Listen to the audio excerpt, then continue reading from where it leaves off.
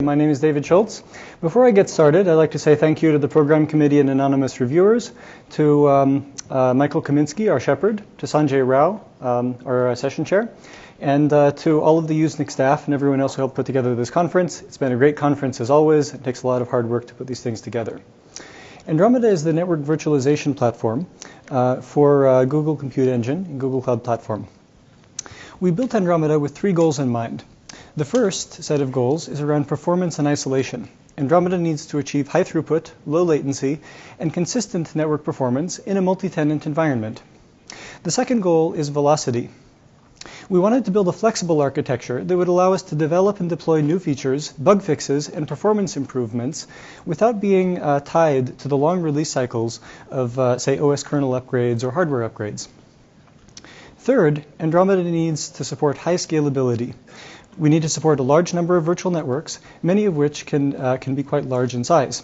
Additionally, we want to support rapid provisioning, which I'm going to talk about a little more in a minute. Before I go any further, I'd like to give kind of an overview of the setting that we operate in. We have many virtual networks, illustrated here using different colors, each with virtual machines that are scheduled on top of a number of physical hosts. The physical hosts belong to a single global physical network, and they have their own IP address space. Each virtual network has an IP address space that is completely decoupled from the underlying physical networks. Routing in virtual networks is achieved by means of a virtual switch that runs on each one of the physical hosts. The virtual switch has a flow table which contains a mapping from every virtual IP address to the corresponding host physical IP of the destination, along with other routing parameters, encapsulation parameters, such as routing cookie, encryption keys, and QoS markers. Next, I'm going to give some more details on how these virtual switches are built and how we program them.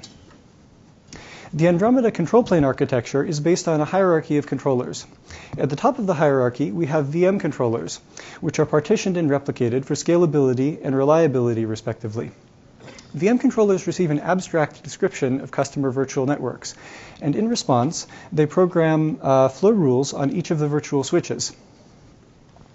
VM controllers program the virtual switches using the OpenFlow protocol, and they interact with the virtual switches via proxies called OpenFlow frontends. The virtual switches themselves have a control plane built on the open source software OpenVSwitch. In addition, we use a high-performance OS bypass Dataplane for the virtual switches, which we've built in-house, and we'll discuss that in a little bit. I'd like to now give an example to illustrate the operation of the Andromeda control plane. Suppose a customer wants to add a new virtual machine to the red network. We might schedule that new virtual machine on the host over here on the right. The VM controllers are then informed about the new VM, and in response, they will program flows on all of the other hosts that have VMs in the red network so that those VMs can reach the newly added VM. Additionally, we'll program flows on the virtual switch for the new VM's host so that the new VM can reach the rest of the network. Now, I mentioned a minute ago that our 3 main goals are performance, velocity, and scaling. In the next part of the talk, I'm going to focus on scaling. So, many cloud providers build on top of a model of regional networking. Google, in contrast, provides globally connected virtual networks, which means that Andromeda needs to scale to support essentially our customers' entire global footprints, not just their individual regional footprints. We built Andromeda to meet the scaling needs of our biggest customers, which include Fortune 100s and Internet-first companies that are deployed at massive scale. So we set a design target of 100,000 virtual machines per network, and in combination with many such networks. Finally, we wanted to support rapid provisioning, which is the ability to provision on demand large quantities of compute, networking, and storage very quickly. This enables customer workloads such as MapReduce and TensorFlow, as well as scientific computing applications to be spun up very quickly, again, on demand. Unfortunately, the architecture that I illustrated a moment ago doesn't meet these scaling goals.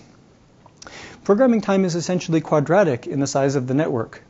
Both the number of flows per host and the number of hosts that must be programmed typically grows as the size linearly in the size of the network, and then the total programming overhead is the product of those two.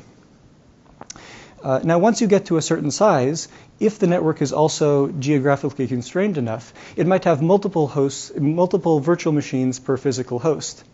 And in that case, we can share some of the resources, and the scaling eventually becomes linear. However, at that point, the overhead is already unacceptably high. Quadratic scaling also leads to provisioning challenges. The amount of control plane CPU and memory required, as well as the amount of data plane memory required, varies depending on the distribution of network sizes within a cluster. For example, if a customer were to spin up thousands of virtual machines in one cluster, we would require additional flows to be generated and programmed in all of the other clusters where that network has a presence. To address these scaling challenges, we built what we call hoverboards. Hoverboards are essentially routers for virtual networks. VM controllers program a low priority route from each VM to a pool of hoverboard gateways. The hoverboard gateways then have complete routing state for all networks and are able to forward the packets to their final destination. Now, if this were the end of the story, we would simply be replacing a control plane scaling challenge with a data plane scaling challenge, since the hoverboard gateways would need to be provisioned to handle the peak bandwidth for all customer networks. Therefore, we built a mechanism that we call offloading. The system detects when a particular pair of VMs is sending via the hoverboard gateways at high throughput. And for such flows, we install a direct flow from the source VM host directly to the target VM host, bypassing the hoverboard gateways. Therefore, the hoverboard gateways only need to scale to support the long tail of low bandwidth flows. One of the design questions that came up when we were putting this together is exactly how the offloading mechanism should work. One option would have been for the hoverboards themselves to detect the high bandwidth flows and initiate the offloading process. That unfortunately leads to a negative feedback loop, because if the hoverboards are too overloaded, then they won't be able to initiate the offloading and reduce their own throughput.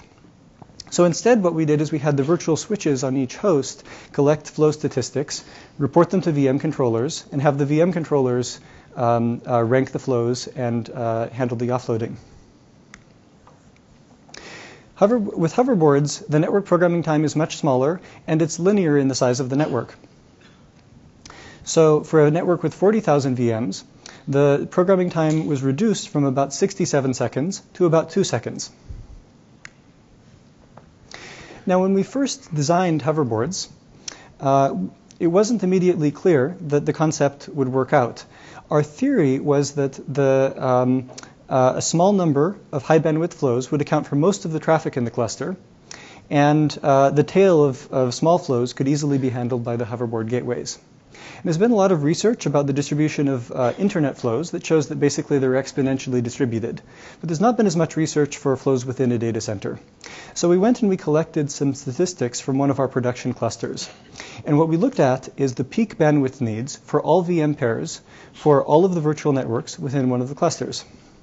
What we found is that over 83% of VM pairs actually never communicate. Furthermore, over 98% of VM pairs have a peak throughput less than 20 kilobits per second. And so today what we've done is we've actually set the offloading threshold to about 100 kilobits per second, and we find that at that threshold more than 99.5% of the traffic is offloaded, resulting in only a small number of flows that are offloaded and a small amount of traffic going through the hoverboard gateways. So that concludes the control plane and scaling section of this talk. In the next 10 minutes, my colleague Mike is going to tell us about the Andromeda Dataplane and how the Andromeda Dataplane achieves high performance and supports our goal of high velocity. Thank you, David. So, two key goals for the Dataplane are to support high performance and high feature velocity, as David noted. And we're going to start this overview with a look at the VM host itself. So the first component on the VM host that we're going to discuss is Open vSwitch, which is a control process that maintains the canonical flow state on host and is in charge of ensuring that flows are appropriately programmed into the data plane. Next, we have the management plane, which updates the data plane as the set of VMs scheduled on the host changes. For example, when a new VM is added to the host, the data plane will need to map in the virtual NIC rings for this new VM so that we can process packets from the VM. The fast path is the core packet processing path on the VM host. It's a OS bypass, user space, dedicated CPU, busy polling application, which effectively polls physical NIC queues and virtual NIC queues in VMs associated with virtual network traffic, and then processes the packets it receives from those queues. A key data structure is a flow table cache, which is designed for high performance and is present in the fast path and allows us to have match action sets so that we can cache the canonical flow state maintained by Open vSwitch in the fast path for high performance packet processing. And we use this table both for routing and to determine the set of actions to apply to a packet, such as encapsulation or decapsulation. In addition to the fast path, we also have coprocessors, which are per VM threads which execute CPU-intensive packet operations, such as denial of service and abuse handling. Lastly, we have the VMs themselves, which communicate with the fast path through virtual NIC shared memory rings. Diving deeper into the fast path. So, as I mentioned in the last slide, the fast path is an OS bypass, dedicated CPU, busy polling packet processing application. We also use hardware assist where possible, so we use checksum offload, we use memory copy offloads, and we use encryption offloads. A single core is capable of high performance, so we can achieve over 30 gigabits of throughput and over 3 million packets per second running the fast path on one physical core. And now I'd like to walk through what happens when the fast path processes a packet for virtual network traffic. So initially, the fast path would pull an ingress packet from the physical NIC. It would parse the packet to ensure that it's well formed and that it is in fact a virtual network packet. It will go through early packet processing stages such as TCP dump. Next, the packet will undergo flow table lookup. So using this high performance flow table cache, we'll find the matching flow table entry in the cache, and that match will tell us what is the destination virtual switch port of the packet, so which VM should we send the packet to, and also what actions should we perform to the packet. So the fast path may need to decapsulate the packet, or in the case of egress traffic, we may need to encapsulate the packet, or perhaps rewrite an IP address. Once the actions have been performed in the fast path, we will then deliver the packet to its destination VM. And delivering the packet entails copying the packet's contents from host memory to guest memory, updating the virtual NIC rings, and finally, if needed, sending a virtual interrupt to the guest VM. Now let's discuss the coprocessor path. So coprocessors are per VM threads that execute CPU-intensive packet operations. And the benefit of the coprocessor model for us is that it allows us to decouple feature growth and scaling from our critical path performance, and also allows us to avoid challenges where we may need to support functionality that is rich in its complexity, but we also want to maintain a fast path that has extremely strict performance targets. By moving the more CPU-intensive operations to the coprocessor thread, we support these operations without degrading the performance of our critical path. So let's see what happens when a packet goes through the coprocessor path. First, we pull the packet from the NIC, again for ingress traffic. So we parse the packet, go through TCP dump, etc. Next, we go to flow table lookup, and at that point, the matching flow table entry will tell us the destination switch port and actions to perform, but it will also specify which coprocessor stages are enabled. The set of coprocessor stages enabled for a flow depends on the flow itself. So a WAN flow may need the WAN rate limiting coprocessor stage enabled, whereas an internet flow may go through DOS and abuse stages. It's the properties of the flow itself that determine whether any coprocessor stages are enabled, and if any are, which stages we actually need. Once the fast path realizes a coprocessor stage is enabled, we send the packet to the VM coprocessor thread, which applies the required stages, hands the packet back to the fast path where it is delivered to the guest.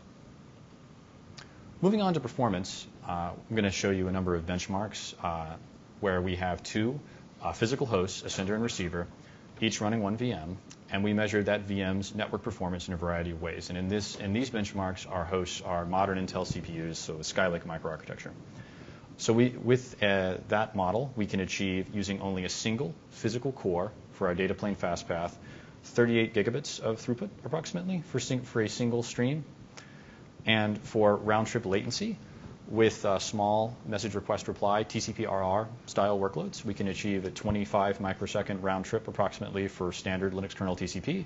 If the guest kernel has TCP busy polling enabled, our latency is 15 microseconds. And if we use DPDK in the guest VMs to evaluate round trip latency, we can achieve a round trip latency in this setup of just a bit under 9 microseconds. Switching gears, in addition to providing high throughput and low latency, it's important for the overall networking for the virtual machine to be CPU efficient so that we can spend as many cycles as we can on the application itself. And we've evaluated this metric across many iterations and major revisions of Andromeda, in particular by looking at the host and guest CPU required to perform a multi-stream throughput benchmark and determining the CPU cycles that we're spending on the sender and receiver to transmit a byte of traffic. And in these benchmarks, we're using an older CPU microarchitecture, Sandy Bridge, so that we used a consistent platform for both our earlier versions of Andromeda and also our more recent Andromeda design architectures.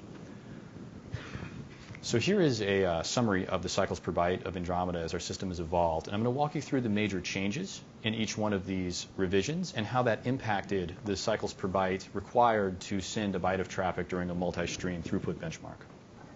So Andromeda 1.0 was our initial release of Andromeda, and it had a kernel data path and only supported egress segmentation offload, but it did not have support for ingress receive offload.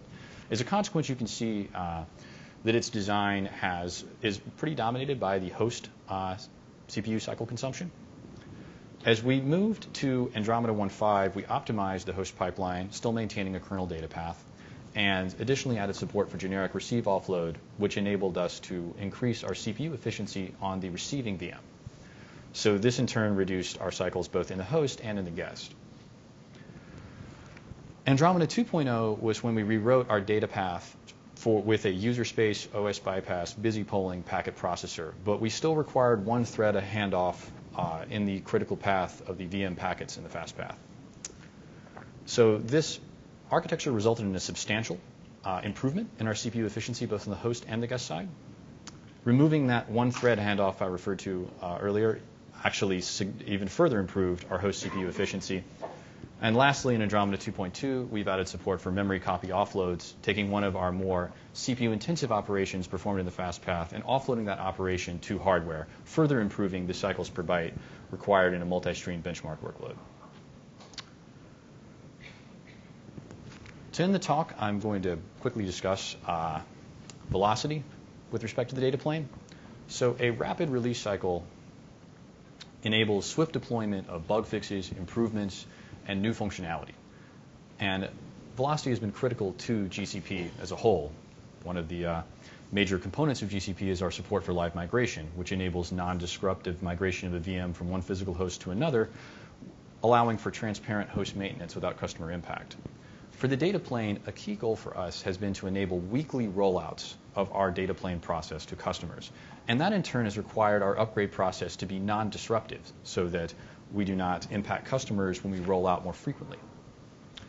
So the upgrade process is 3 high-level steps. In the first step, referred to as brownout, you have the old data plane process containing the fast path, coprocessors, and other components, and the new data plane process. The old data plane continues to poll the virtual NIC rings of the VMs and the physical NIC rings of the host NIC, and continues to process packets. In the background, network state is transferred from the old data plane to the new data plane. When that initial transfer is complete, we enter blackout. During this phase, the old data plane stops processing virtual and physical NIC queues. Any delta or final state is transferred to the new data plane. Once the new data plane has fully received all the network state, it begins processing virtual NIC and physical NIC queues, and virtual network connectivity is resumed. So from the guest VM's perspective, the only visible change during the upgrade process is that there is a brief virtual network interrupt during the blackout phase, which has a median time of 270 milliseconds in production. In conclusion, we have discussed the design and evolution of Andromeda. Major themes were control plane scalability with rapid provisioning, in particular how our hoverboard model avoids programming the long tail of mostly idle flows on VM hosts and allows us to scale to 100,000 virtual machines in a single virtual network. And we've also discussed high performance and feature velocity, how our use of an OS bypass dedicated CPU data plane provides high performance and also weekly non-disruptive updates. Thank you.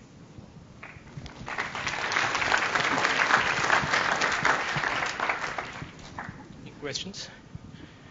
Hey guys, I brought this chocolate. It's a local Seattle chocolate. So anyone asking a question, you can get one. And everyone in the session is hiring, so grad students, I would encourage you to ask good questions so you get on the radar.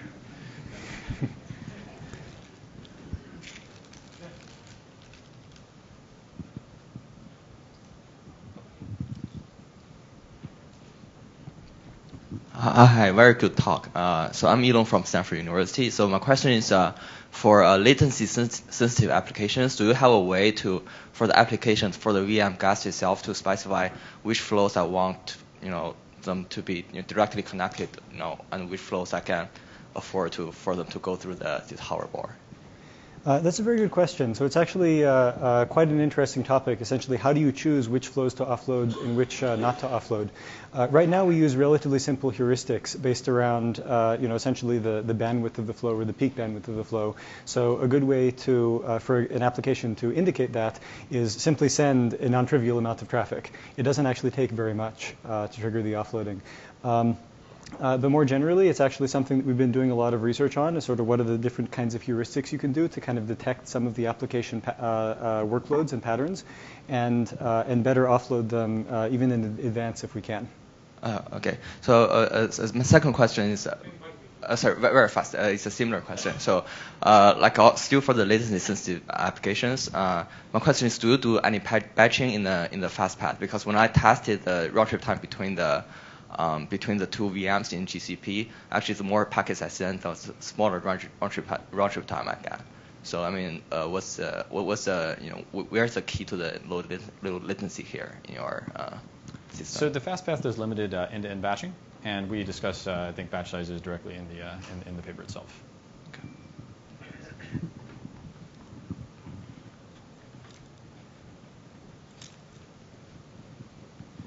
Hey, great talk. Ajay Mahimra from AT&T. You mentioned hitless upgrades specifically for the physical host. So for network functions close to the edge, where typically they would have to, say, maintain same configuration, such as, say, IP addresses for the customers. How can you mimic that into a new? You mentioned old versus new, right? And you could simultaneously have traffic flowing through. So for such network functions close to the edge, how would you kind of ensure that? So let me make sure I understand your question. Your question is, in a hitless upgrade with something close to the edge, how do we ensure that the hitless upgrade process doesn't lose state? Or maybe I'm misunderstanding. So basically, these functions have to, have a kind of an IP address for a customer, right? And you mentioned that the flows can continue flowing to the new data plane. They cannot, right? Because if the customer has to use the same IP address, how do you mimic that? So there's different types of states. So if you're talking about like configuration states, like essentially the firewall configuration or something like that, what are the firewall rules, for example, or the IP addresses associated with the VM, that's all stored in Open vSwitch, which, as we said, was the control plane for the Andromeda data plane. So you can upgrade the data plane without also upgrading the control plane at exactly the same time. So that's one way to make sure that the configuration state stays. Now, the second type of state is for, say, a stateful NFV, like, say, a firewall, right? You have a connection tracking table, perhaps. And that we actually transfer during the blackout phase. Okay, thank you. Yeah. So one real quick question. Do I get my job back? You can still get it. Thank you for the great talk. I'm Charles Kaiser from UPenn. So you mentioned that during the blackout phase, there's about a 270 millisecond downtime. Yes. So I was just wondering if you could remark on like how customers have responded to that. So it seems like if you have a latency critical application, like if you're running a web server, that could be really annoying. So do you notify customers ahead of time when you're doing the upgrades, or I'm just wondering how they respond to that? I'm not aware of customer issues related to the Hitless upgrade process. It's once per week, so it tends to be relatively infrequent. And so I haven't heard any particular complaints that I'm aware of. So actually, I must ask a real quick question, because no one asked this. How do you relate this to the FPGA paper from Microsoft? You've taken a very different design choice. So what's your take on the FPGA approach, and why have you taken a different approach? Sure. So the choice of FPGAs versus ASICs versus general purpose CPU cores, or any combination thereof, is something that we continuously evaluate. And from our approach is using OS bypass, dedicated CPU, busy pulling cores with hardware assist, so with using hardware offloads in particular for memory copy offloads, checksum offloads, and encryption offloads. And so we're happy with the trade-offs that we get, where we are able to get high performance and also high release velocity. And that's what we see as the main sort of reason that we settled on this architecture at this time. OK, thank you. Thank you. Let's thank the speaker.